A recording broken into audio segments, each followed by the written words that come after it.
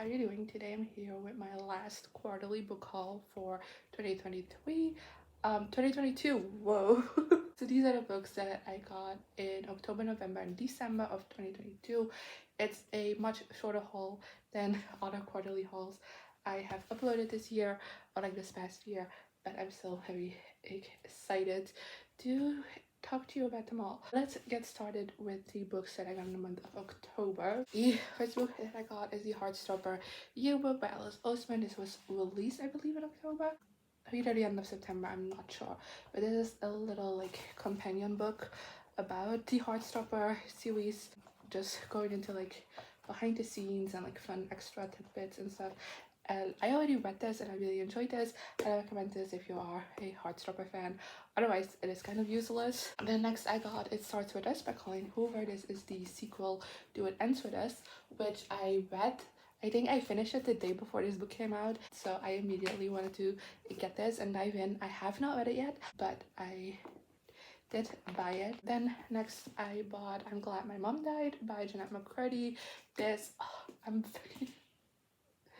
you should have seen me in the bookstore when I saw this, because I had heard of this a couple of months before it came out, and I was really excited about it because I grew up watching iCarly and Sam and Cat, and therefore I was very curious to read Jeanette McCurdy's memoir. Especially, with that title, you're very curious about what's going on. And then it came out and it blew up. Like, everybody was reading it, everybody was loving it. I couldn't find it anywhere. Even though I desperately wanted to read it too. And then in October, I went to the bookstore, I saw it, I nearly screamed, grabbed it, went home and immediately started reading it. And, the reviews are true. This is amazing. So then we're moving on to the books that I got in November, which is only 2 books.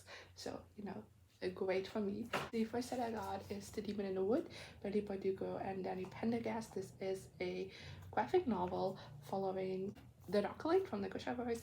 I think it's kind of like a little prequel, learning more about like his history. The tradition did come with this absolutely stunning bookmark. This side is foiled, this side is not. And then I also got Babel by R.F. Kuang. I don't know how to pronounce it. Everybody says it differently. This is a massive book, but everybody is loving this, and it does really sound interesting. And everybody that I've seen loves this book and is absolutely sobbing by the end, which makes me a little bit nervous to read this because I don't want to sob. But I'm intimidated, but very excited to give this a read. And then in December, I got a little bit more books than the other 2 months because you also had the holidays and stuff, so I just got more. First is A World Without Princess by Saman Shanani.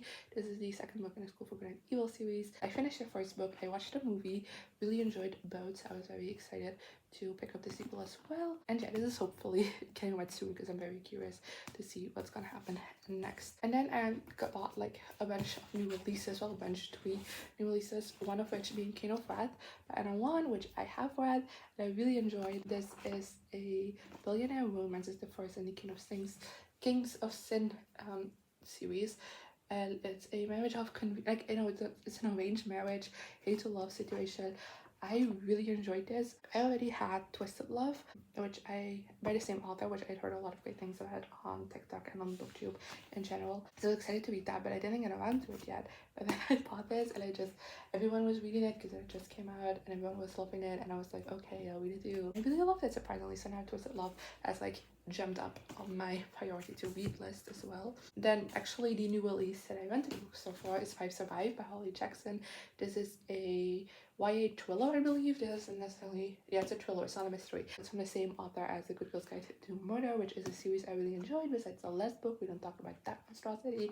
So I am very excited to read more by this author. And then this one I think was published a couple of months ago, but I only saw it in a bookstore in December, so I picked it up then. And it's Well That Was Unexpected by Jessica Sutanto, who is the author of That Life for Aunties, which was one of my favorite books in 2021. So I definitely wanted to pick this up, especially because I've seen a lot of TikToks by Jessica Sutanto talking about this book, and it sounds really interesting. And yeah, I'm assuming this will be a fun time. And next I have A Shadow in the Ember by Jennifer Armentrout. This is the first book in the Flash and Fire series, which is a spin-off series, a prequel series to the From Blood and Ash series.